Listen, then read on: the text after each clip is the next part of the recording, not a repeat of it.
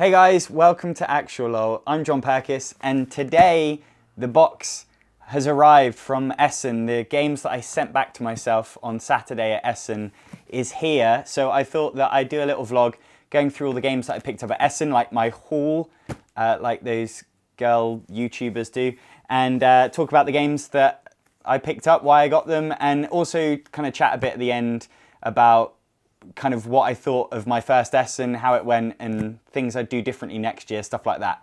So let's get on with it.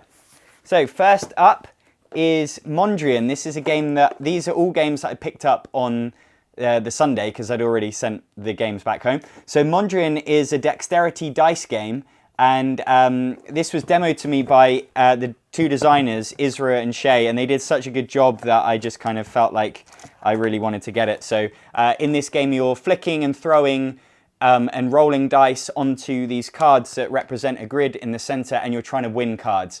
And you can knock other players off, things like that. And then at the end of the game, you get points for the cards that you have.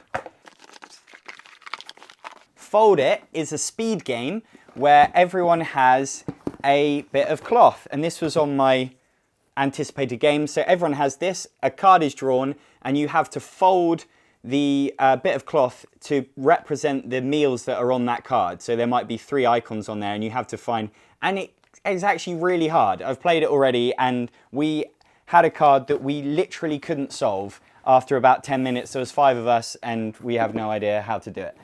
Spaghetti is another dexterity game, which is from Grana, and this was one that they were doing a really good job of demoing with like an Italian tablecloth and stuff. So in this, you've got a plate, and there's loads of spaghetti on it, and then there's meatballs on the top, and you are having to draw spaghetti from the big pile of spaghetti without the meatballs falling off the plate and without the spaghetti hitting the table. And you're doing that with a timer. There's also like an advanced version which it asks you to kind of get certain colors of the spaghetti within the 20 seconds. It's a really fun dexterity game. Highly recommend that one. Pick a Pick and Pick a Dog are not new this year to Essen. They are just super simple family kids games where you are picking up cards from the center and they have to kind of match each other. It's kind of, I don't know how to describe it, but it's very, very simple with cute artwork. Gamsch Alpine was on my list. This is a team game where you're picking up cards. It's actually based on a public domain game, apparently. And you're picking up cards, you're working with a teammate, and you've got a secret gesture that you've agreed at the start of the game. And then when you make that gesture, the other person knows that you've kind of completed your set. And I don't fully know how it works yet because I haven't played it, but it sounds really interesting, and it's a super small box, so that's cool.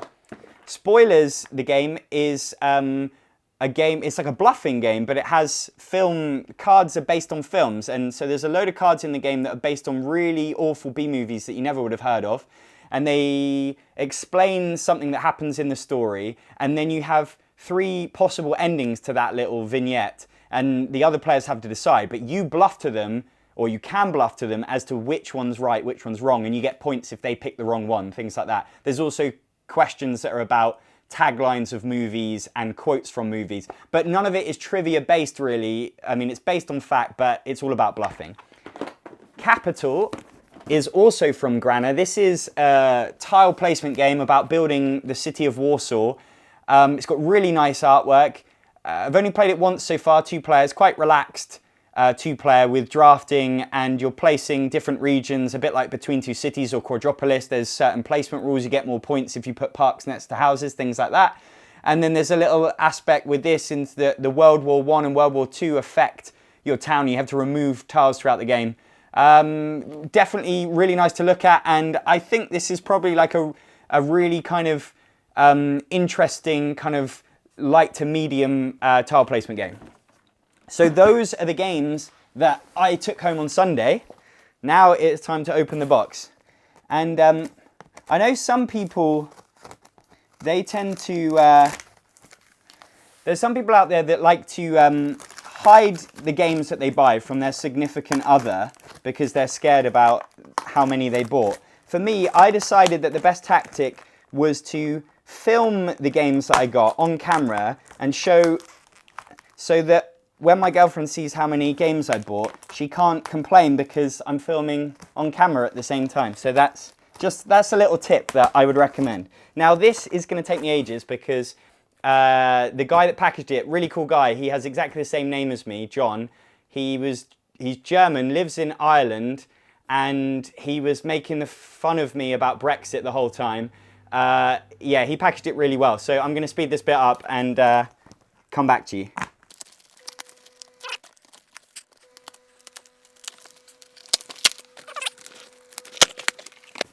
Okay, right. So, Cottage Garden, is a game that I can get out. Cottage Garden is from Uwe Rosenberg. It was on my list.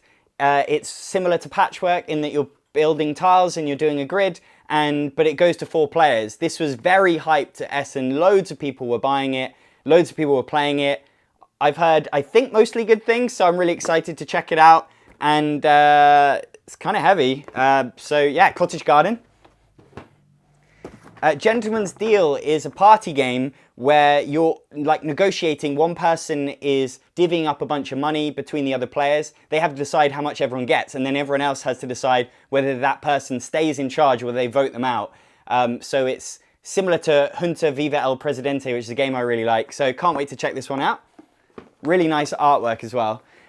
Unusual Suspects, Burn After Playing. This is an expansion to Unusual Suspects, which is a really cool party game that is a tiny bit, some people find it a tiny bit questionable, but because you're judging people on kind of what they look like. But it's this is basically just more cards, more questions, more of the same game. So I did a vlog, a keeper's vlog, where I talk about Unusual Suspects, so check that one out.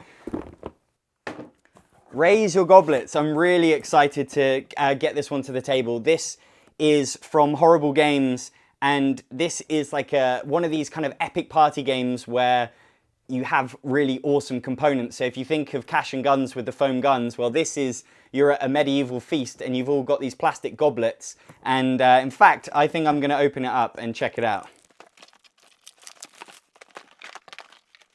So in this game, everyone has one of these awesome goblets, which has a really nice engraving on the front. And you are at a medieval banquet and you're dropping poison tokens into people's cups. Cups are getting switched around, there's antidote tokens. And then at some point, people will raise a glass or a toast. And if you then have to drink your cup and it's got more poison than antidote in it, then you die and you're killed. And the idea is that you're trying to kill other people around the table. So really cool theme, really cool components, and the artwork's really nice as well. I don't know if you can see that, but it's, yeah, I really hope that this game lives up to the kind of production value because it really excites me. That's Raise Your Goblets. Okay. Team Play, this box is falling apart. That's because I took it to play games at Essen. I didn't play it. I already own it. Don't get excited about that. And the same goes for this and this. These were just games that I took along. So, but I'm actually going to cover 3 of those in a vlog that I'm doing very soon about German import games. Okay, this is the expansion to Bang the Dice game called Old Saloon. And Bang the Dice game is a really cool party game where you're rolling dice, you're trying to get hits, you're trying to attack other people. There's kind of hidden roles, so you've got the sheriff who everyone knows, but then you've got outlaws who are trying to kill the sheriff, and then there's a renegade who's trying to survive till the end on his own. And then everyone's got like a special player power. It's a cool like game that plays in like 15 minutes, can be quite random, really good with bigger groups, which can be hard to get together. Apparently Old Saloon just is a great expansion in loads of ways, and it adds more of the same, but also has lots of cool new bits. And I've seen nothing but good reviews, so I can't wait to try this one. Tiefvertaschen is very similar to Gentleman's Deal, but I actually got to demo this one with the designer, Fabian, and this was really cool because I was like the chief politician for most of the game, and I was having to divvy up the money, and I thought I was doing a good job, and I was stealing a lot of money myself, and I was trying to bribe people to get them to vote for me to stay in power. And then I lost. I didn't have as much money. I guess I was being too generous a dictator. So really cool theme, and really kind of didn't take too long to play. Lots of negotiation. It's one of these kind of pure negotiation games. That was really cool. Tiefvertaschen. Rainbow Rage is a game from Big Potato, and this comes with my little Spuddy Buddy, which I got from I took along a massive potato. I was searching for ages in Sainsbury's in London to get the potato, because they have these scales where you take along a potato, they weigh it, and if it hits the right mark, you get a free Spuddy Buddy. So, but I also got Rainbow Rage, which is their new game where you have a bunch of cards that are like a rainbow, and every new card has moved around 2 of the colours in the rainbow order. So if you imagine red, orange, yellow, green, blue, indigo, violet, when you draw a new card, you have to work out which 2 colours have been changed, and then grab the right thing, and you collect points from these tokens. So that's just a cool little speed game. Makes me think of like Ghost Blitz, stuff like that. That's Rainbow Rage. Holmes, Sherlock and Mycroft is a 2-player game that one of the only games that I actually played in full at Essen, and I played this with Aira, who's a girl working at the Debrief booth, or Debrief booth, and they're a Spanish publisher, and this is a really cool 2-player game where it's worker placement and you're collecting sets, and it's just kind of a head-to-head thing. I think this is going to be perfect for like one of my couples videos. It's already been out a while and a lot of people like it, and so yeah, it's hard to describe in a short version, but it's just a really kind of tight 2-player game. Mission Impractical is a game that I can't wait to play, but I haven't yet, and this is where I had this on my list, and I'm trying to remember how it works exactly, but one player has to go on a mission. They've been assigned a mission. Everyone else can see one of 4 missions. They have to work out which mission it is that player is going on based on the tools, like the weird and wonderful tools that they decide to solve that mission with. So it's kind of got a bit of code names where you're picking certain stuff and everyone's trying to decipher the clues from what you've picked. And then everyone has to tell the story of how you solve the mission that they select with the tools that you've picked. So there's kind of a storytelling thing as well. Sounds really cool. Can't wait to check it out. Mission Impractical. Las Vegas, the card game. This is Las Vegas, but the card game. Las Vegas is an awesome dice game which we really love and was in my top 10 Christmas games, and is just a super, super fun game. All I really know about this is that I think it takes that game and makes it a card game, and I think there's also some stuff in here to expand the original Las Vegas game. Both of those things sound great, so can't wait to check it out. I kind of picked it up without knowing more than that, really. Seven Ronin is a 2-player asymmetrical game. So this really is just a case of, I've heard it's a really interesting 2-player game. I'm always looking for new 2-player games to cover in my couples, my dating games videos. And Seven Ronin sounds like it's up that street. So got to check that one out. When I Dream, I'm really excited about When I Dream. I can't wait to play it. I think this is going to be one of the first ones that I try. This is kind of like a party game. One person's wearing a blindfold. Everyone else is turning over these cards that represent, they have pictures on and words on them.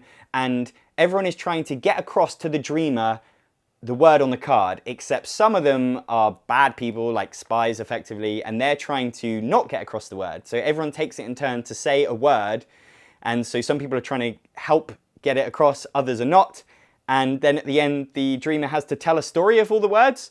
It's got incredible artwork from Vincent Dutré, and yeah, I just really can't wait to check this one out. I've heard really good things about it. Top Dance, Just Dance is a game that will probably not appeal to almost anyone watching this list, but I had fun demoing it. It's very silly party game where you have cards that represent little dance moves, and so there's like a speed reaction thing where one person's doing the dance move and everyone else has to look at the cards in the center to work out which one they're trying to do, and they win that card. So I probably only need to play when you're really drunk or with kids, but I don't know. It's only small, right? Top Dance, Just Dance. Gooseberry is another game that I actually got to demo and play in full, but that kind of happened because it's only 5 minutes long. Really, really cool game. Similar a bit to Spyfall. We played it twice with the designer, who's a really cool guy, and basically, everyone gets a card. Either they're the gooseberry or they have this grid card. This refers to some words. So it refers to some words. So for example, this is fairy tales, and so you roll a dice, and everyone knows except the gooseberry which word you're trying to get, you're trying to talk about, right? So it's like Spyfall or Fake Artist, where one person's in the dark, everyone else isn't. Then you go round and you each say a word, and obviously the gooseberry is trying to remain hidden and say a word that could really apply to any of these fairy tales, whereas everyone else is trying to say a word that makes it clear that they're in on it. Played it a bunch of times also back at the hotel, but I played it twice at the thing with my friend, and he was the gooseberry twice, and he absolutely nailed it with some incredible bluffing, some on-the-fly changing of his word, and I now don't trust him anymore. But that is a really cool game. It's very kind of low budget, like indie game, but if you can get hold of it, I definitely recommend checking it out.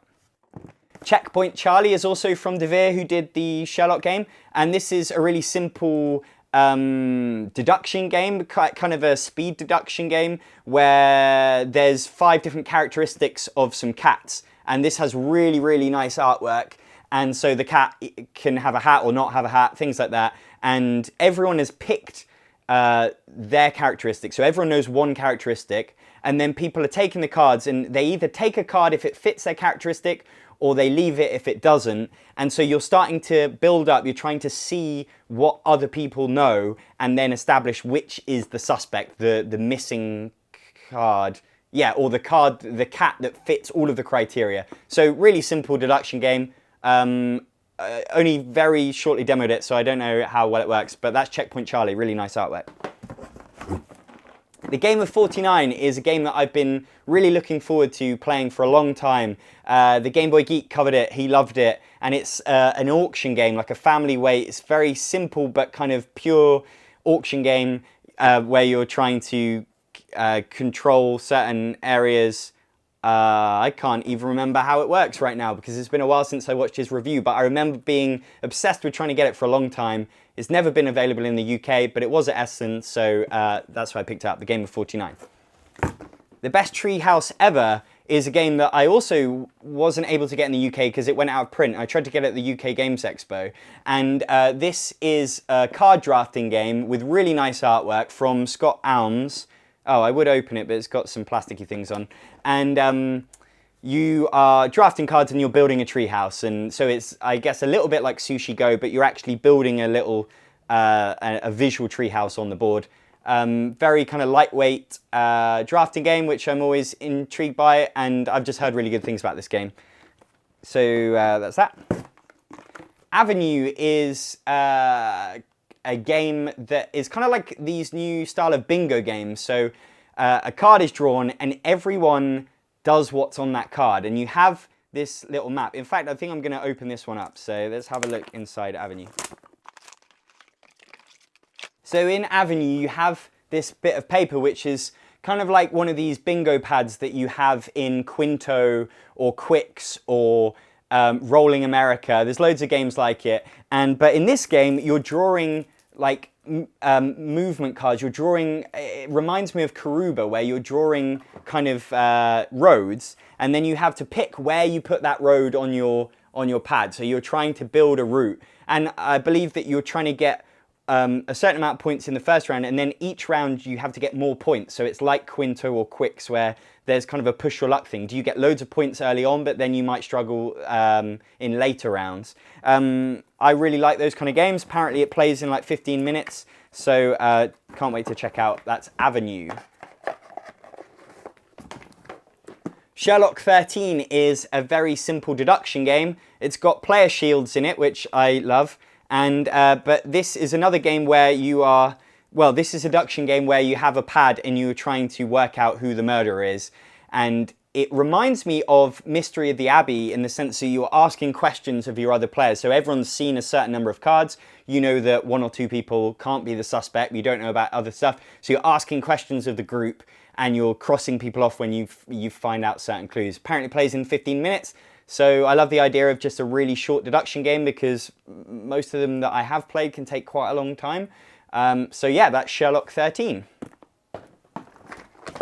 Eternity is a trick-taking game that I don't know a whole lot about, but it's got some really nice artwork. Twins is a game from Oink Games, and it's designed by Rainer Knizia, who is the classic board game designer that's done thousands of games. I don't know a whole lot about this game. I know that I was excited by Oink Games' other game, which should still be in this box, hopefully. And I kind of got this because I think I got a little bit overexcited about... I know that they can sell out, or I thought they would sell out. But this was like 18 euros, which with the exchange rate was basically 18 quid. So I hope I like it, otherwise I guess I'll sell it. Caribou Camp is a game that is like... It's very similar to the Gamsch Alpine that I showed you earlier. And this was also on my list. And this is a kind of simple party family game where you are you're working with a team and you're doing those kind of like hidden gestures, and then I think your teammate has to grab this squeaker in the middle. So obviously it's an incredibly strategic, adult, intelligent game for really clever people, and that's why I picked it up. And I mean, it says 8+ on the box. That could be worse, right? It could say 4+, and then I would feel a little more childish. But I'm looking forward to checking that one out because I really like the game Wink, and well, I explained in my Essen preview. 1001 is another team game, and I really like team games, but I feel like there's not enough out there. So in this game, you are trying to work together with your partner to like pick up gems and things. I don't know a whole lot about it. I just know it's a team game. It's got quite nice artwork, so I'm looking forward to checking this one out. Oh, right, the heavy ones at the bottom.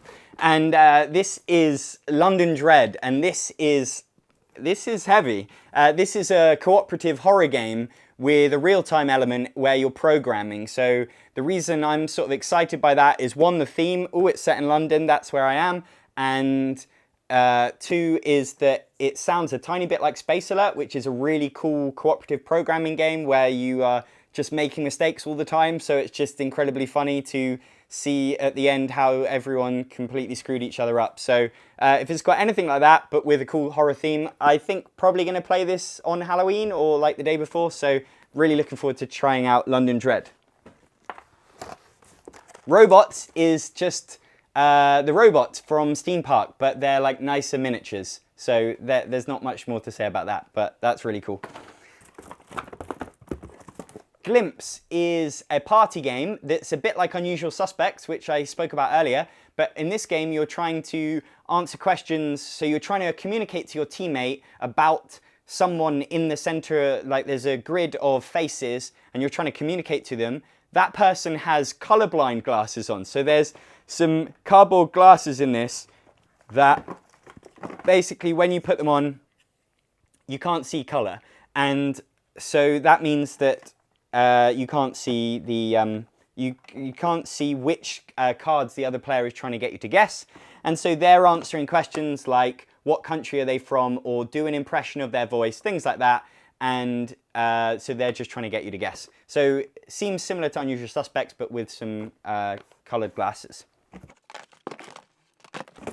Celestia is a really awesome push your luck game that I've already played. I would highly recommend this game, and in this game, it's like a steampunk universe, and you're all in a like a ship. I don't know if you can see on the back of the box. You're all in a ship, and you're trying to fly higher into the clouds. Every time you do it, the captain has to spend certain cards to kind of deal with certain weather problems, and you have to trust whether the captain is going to be able to take you safely to the next cloud. If you don't think he will, then you can get out of the ship. But the captain might want you to get out because then you won't get as good treasures as he will as he goes further up into the clouds. So it's got a really cool bluffing element to it. And if you've ever played Ink and Gold, it's kind of got a similar feeling to that, but I think actually I might like this one better. So yeah, that's Celestia, really cool game. And to follow that, there's a little small card expansion for Celestia that came out this year because Celestia was out last year. And this is called A Little Help, and these are just kind of some extra special cards where you can help out the captain and things like that. So yeah, I can't wait to try these out. Huh, which did have a English cover, is a party game that was on my list, and this is kind of a bit like Time's Up, where you're trying to get your team to guess stuff, but actually you're trying to get people, as few people as possible, to guess something as possible. So for example, there's no examples, but let's say I'm trying to describe a celebrity to someone. I need to give a clue that is as limited as possible so that I know that one person will get it, but no one else will get it. That's how I get the most points. So I think that's a really cool twist on that kind of party game. I absolutely can't wait to check this one out. And I love that it's a small, tiny box. Thank you so much for small box people. Sixes is a party game where you are having to come up with words that fit into a category. And so, for example, you might need to come up with unique basketball teams. There's different types of rounds, but there's like a unique round. So I guess this one reminds me a little bit of Scattergories, which is one of the games that I used to enjoy a lot as a kid.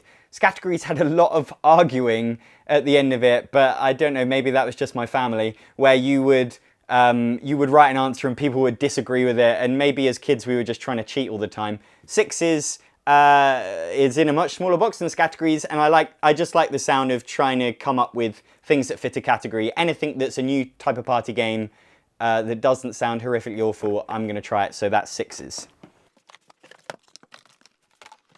Insider. This was the game that was number 2 on my list, and this is from Oink Games, and it's sealed, but I've already played this a few times at the convention. So in this game, one person is the master, they know a word, then everyone closes their eyes, the insider wakes up and also finds out the word, but nobody knows who the insider is.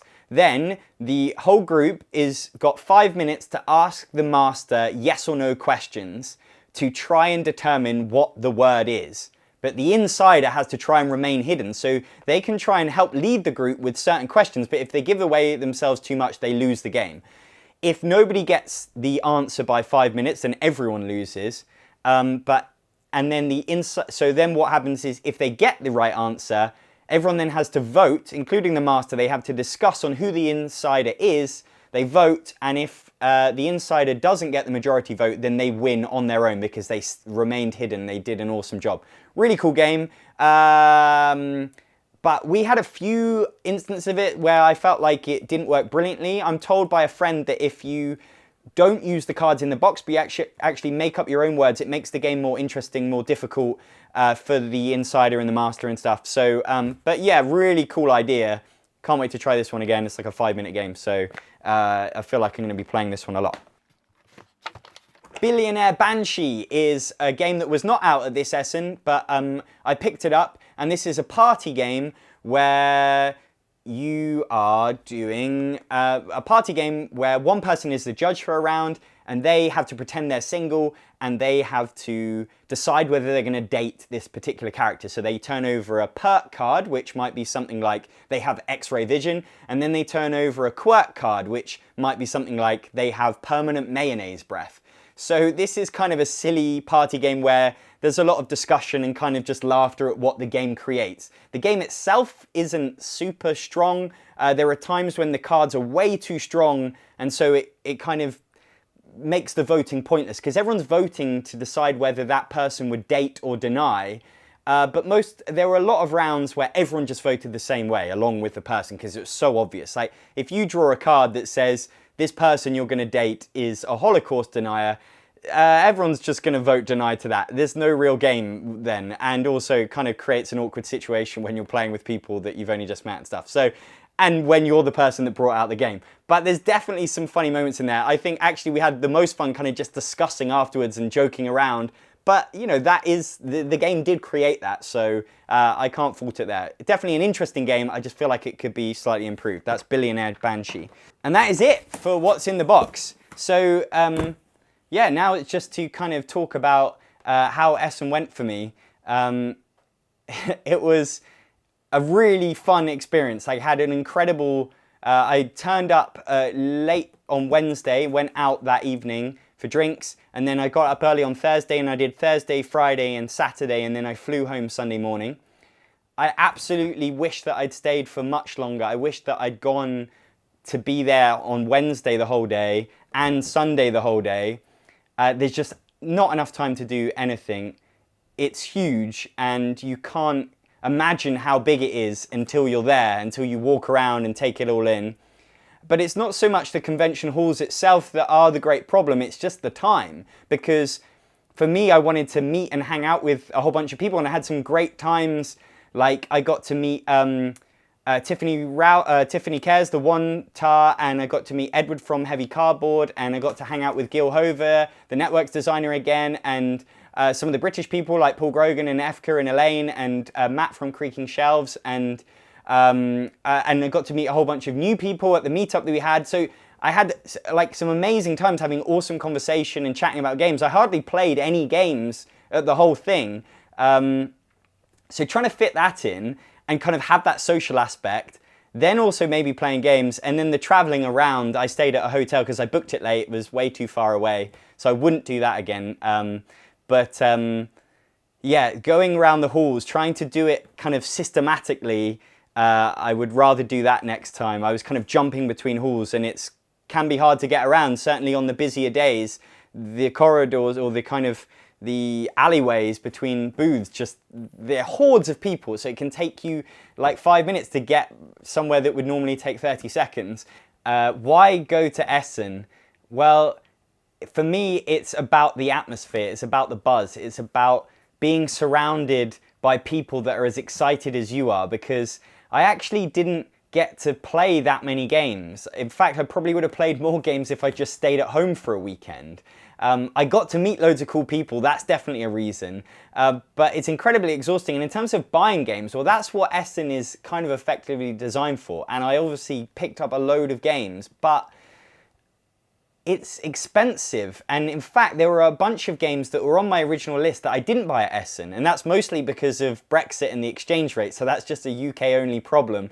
But Dream Home was my top game, and it was really expensive there, and it's about £10 cheaper in the UK, so I just figure I just wait for it to come out in the UK. The same goes for Junkart and Pandemic Iberia.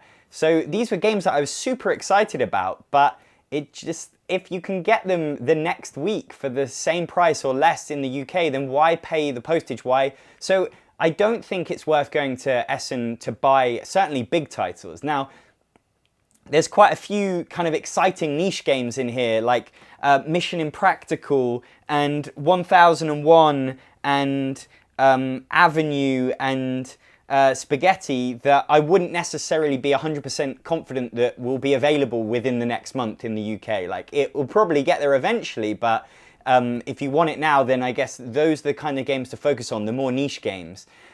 So I'm really pleased that I went for that, but it's the atmosphere that you go for. Now, you have to kind of decide whether it's worth that for you, because for me, it cost me a lot of money because I booked it very late. So the flights were a lot more expensive than they should have been, and I had to stay in a hotel that was in an entirely different town called Mulheim.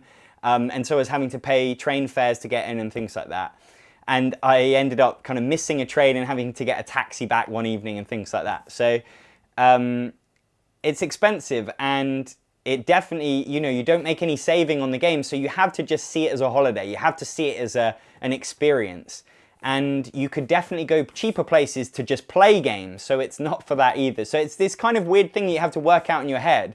And I used to go on holiday in Europe and spend kind of like paper money because euros were, it's cheaper to buy things on holiday. But for me, it was just one-to-one pounds. So everything I was spending kind of felt painful. But yeah, I apologize to anyone that I think I had a few too many conversations getting sad about Brexit. But there had been a lot of kind of dodgy news stories, and I think being in Europe and being surrounded by how awesome Germany is, it kind of made me sad to be leaving the EU. So sorry about that. I think I bit Rado's ear off a little bit too much about my personal troubles. But yeah, that was really cool. I got to meet Rado and chat to him, and I got to see Tom Vassell again.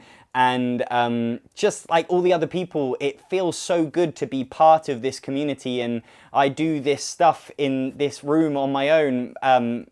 And I never really have that much contact with real human people about my videos and stuff like that. So to be able to kind of connect with other people that do the same thing and share the same experiences and kind of frustrations, and then to meet the people that came to my meetup. And I especially want to thank Monica, who bought me a box of chocolates. That was amazing, thank you so much. But all the people that I spoke to and had amazing conversations with, it was just really cool. I was expecting to kind of play a bunch of games at that meetup, and we played one game of Insider, and then we were just kind of too busy chatting and like having a great time. We didn't need the games. So that was just really awesome. And yeah, I had really good chats with Toby and Dima and Simon and Angelus and the guys from Wurfel Review. So yeah, that was really great. So thank you so much for coming.